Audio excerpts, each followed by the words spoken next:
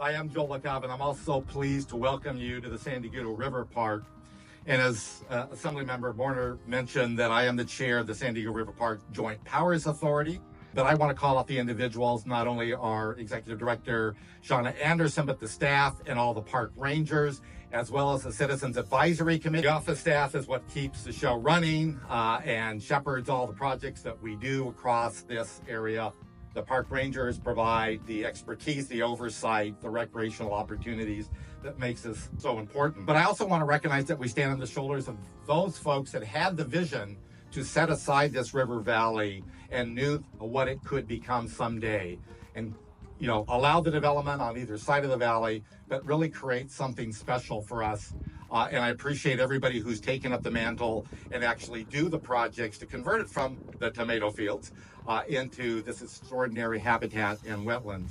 Certainly the JPA's work is to preserve habitat and create public access to all the river valley has to offer, and has always been about collaboration. From San Diego, Del Mar, and Solana Beach out to Escondido and Poway, our 5 member cities, joined with the County of San Diego, have recognized the value in enhancing the park regardless of jurisdictional boundaries.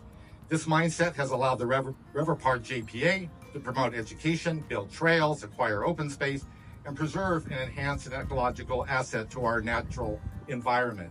I also want to recognize the San Diego River Conservancy for the very good work they do. We certainly have many partners here today. As my colleagues have mentioned, the spirit of collaboration is what made the San Dieguito Lagoon Restoration Project possible.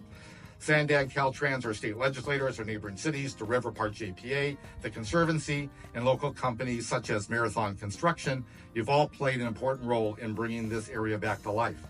And as a civil engineer, I'm going to get a little bit wonky, and I want to do a special shout out to Caltrans for managing the sophisticated details needed for tidal habitat creation, and to Marathon Construction, as my colleagues have mentioned, a local company with local workers who have the know-how to deliver the delicate grading necessary to facilitate the tidal currents to support the emerging plant life that will define these wetlands. And as was mentioned, an inch too much, the water doesn't come in. An inch too little, and then you get too much water, and this kind of habitat doesn't happen in front of us. So I really appreciate the collaborative work. As a member of the JPA, I'm glad that Caltrans is going to stick around for 5 years, perhaps even 10 years, to make sure all this habitat really does come back going forward. And as we can see how quickly this has already happened, I think we're in a very, very good shape. So today is just really the beginning of the importance of this project. Trail connections, sea level rise resiliency, migratory bird habitat, all have aspects that we want to see to come from fruition with all these enhancements. So I want to thank everyone for their investing of funding, time, and especially passion to make these kind of projects happen.